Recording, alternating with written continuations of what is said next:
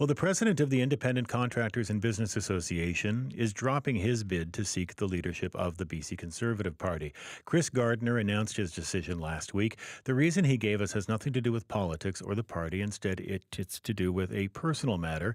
And Chris Gardner has been good enough to join us in studio to tell us more about it. Good morning to you. Good morning. Thank you for having me on the show this morning. Thank you so much for being with us. We appreciate it. So what's going on, if we may ask? Well, I was diagnosed with early stage prostate cancer, and this, that it's a process to go through to get that diagnosis confirmed. There's blood tests, MRIs, and then biopsies. And so I sat back, I talked to my doctor, and I said, "Listen, here's what I'm considering."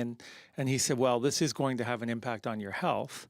And when you have that conversation, there's always the when people mention the word cancer, it's unnerving, and depending on how that conversation starts to flow. The good thing for me was that it was followed by low-grade, slow growth.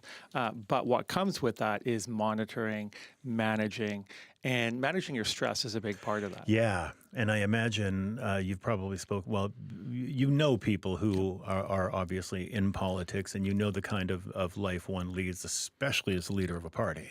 Yeah. I mean, we can all comment a lot about politicians, and we do regularly. Yes. But to your point, what I notice is that the demands on their time are unrelenting. Yes. The pace is punishing. And what's interesting is if you watch folks who serve in public life and you talk to them 6 or 12 months after, they've lost 20 or 30 pounds. They seem healthier. They've happier. Gone gray. Yeah. So it's or they're not. Yeah. Yeah. So it takes a toll. Yeah. And we do need more people to consider running for elected office. We need more perspectives, diversity, and we need people with energy and purpose and conviction that will help our democracy and help lead to better public policy outcomes for everyone. I happened to be at a motorcycle show over the weekend, and one of the exhibitor booths that was set up was a prostate cancer booth, because you have a large gathering of men of a certain age. And what has this done to not just you but the people around you when it comes to the idea of prostate cancer and how susceptible some people are, and why you need to be checked? Yeah, listen, it's the most commonly diagnosed cancer for men. Usually starts, most of those diagnoses happen for men who are 50 or older. Yeah. It's the second leading cause of cancer death among men. So it's significant. And what was interesting is when I put my statement out, the number of texts and emails I received from people, and some I knew very well and some I didn't know that well, sharing their stories about their battles with cancer, sometimes prostate cancer, sometimes other kinds of cancer. Some of these folks were very prominent that people would know, and some were closer to me and don't have a public profile. But what struck me was the sharing of the stories and the struggles, but I didn't know. And we at ICBA we provide health and dental plans for 300,000 people, and we get a lot of data on healthcare. And we've really been focusing on building people up in terms of mental health and the stigma around having those conversations. But what I started to think about, there's also a stigma around physical health-related issues, and the reluctance to talk, because people, whether it's mental health or physical health, believe that if they come forward and they're more open, that people will somehow look at them as diminished in capacity or capability in some way. And so there's that reluctance to talk about it, which leads to a reluctance to go get checked, go see a doctor, and have those discussions and get those tests and scans. Yeah, and it's especially hard for men who sometimes have to be dragged to go to a doctor in the first place. Yeah.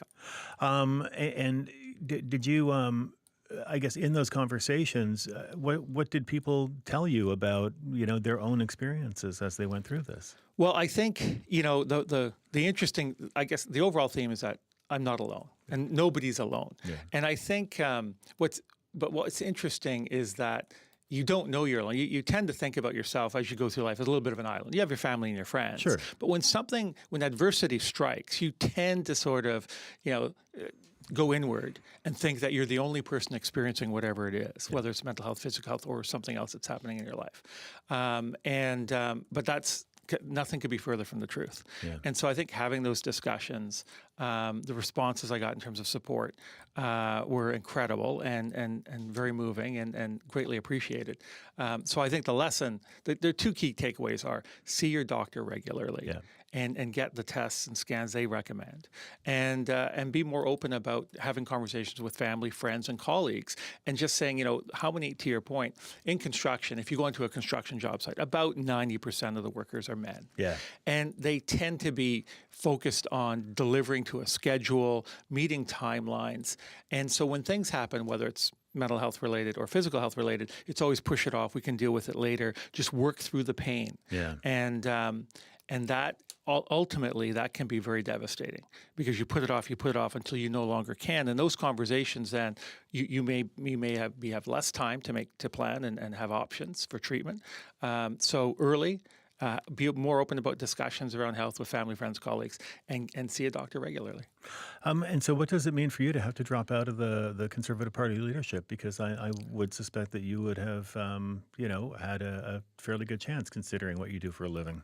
Well, listen, there's a lot of ways to contribute to the public policy debate. We do that at ICB every single day. We talk about how do we deliver homes more affordably, build infrastructure faster, get our energy and mineral resources to market, train more skilled workers, and build a stronger economy. So we're going to continue to do that. You sound like you're campaigning right now. Well, we do a lot of advocacy, and so I will continue to be a strong voice for that. Our team, I've got an exceptional team, but being at ICBA, this is the start of my 10th year. Yeah. We're in the middle of our 50th year. We're the largest construction association in the country. We continue to be impactful, and we will continue to do so as we go forward. Right. And so what do you think of what is shaping up so far? Because, we're going to talk about it a little bit later on with our political panel as well. But do you think the Conservative brand going into this is still as hot as it was going into the last election? Well, in the last election, the Conservatives came within 396 votes of forming government. It was very, very close. Yes, it was. And I think that going through what leaderships do to a party is renew it. There's a lot of new candidates, new names, new energy, new members. And so that's what we're going to see over the next 90 days or so. You're going to see a lot more energy, a lot more focus on the party. Really, the party is now going to have a debate and a discussion about where they want to go in the future, how they want to go into the next election campaign. And there's certainly a host of issues that are important to British Columbia that where the current government has a failing grade. And, if you just talk about healthcare, and I'm saying go see your family doctor. Yeah. Well, 20% of British Columbians don't have a family doctor. And the emergency rooms have become basically like a walk-in clinic, but we've now got hospital closures, raging across the province. That's a big challenge. Our economy, despite the Premier's comments that we have a strong and resilient economy, we don't, and we are losing ground to our as we compete internationally. Kids in high school when they graduate, we've got to give them the tools and the skills to compete globally, not just against folks in their community. Like we need to train our kids. And our education system has to be retooled. So when kids graduate, they have the skills and the experience they need to compete in the global economy. Right. And when it comes to the Conservative Party itself, though, it was John Rustad as leader that took that party to within that, 300 and some odd votes of forming government. And they turned around and, kicked the guy out. What does that tell you about, what running the leadership of that party is like? Well, there's no doubt, because it's so new. It doesn't really internally. There's a lot. The infrastructure needs to be strengthened. Yeah. How the party positions itself in terms of candidates and policy initiatives is going to have to be confirmed through this leadership campaign. Politics is. When you look at internal party struggles, no matter whether that's federal parties or provincial parties or local municipal parties, it can be. It can be a little messy, but that's democracy. You have a robust debate. People have strong feelings on issues. So the party's going to go through, what I think will be a healthy process. There'll be new energy, new people, new ideas. And I think coming out of that, it will be a stronger party, and it'll be better positioned to be an effective opposition and better positioned to win the next election. And we always hear about a big tent party. Is there some risk in, making that tent too big? Well, all political parties ultimately have to go to British Columbians with a vision and a set of policy parties for the future.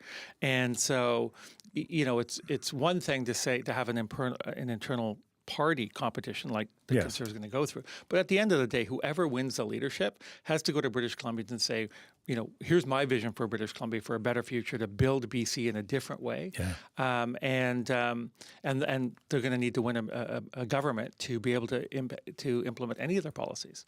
Chris, great to see you, and best of luck with all of the treatment. And I know, it's you sound like you're a good candidate for a good recovery. So, thank you so much, and really appreciate you coming on here and talking about it. Great, thank you very much. A lot much. of people need to hear that. Great, thank you. Thank you. Chris Gardner, President of the Independent Contractors and Business Association of BC.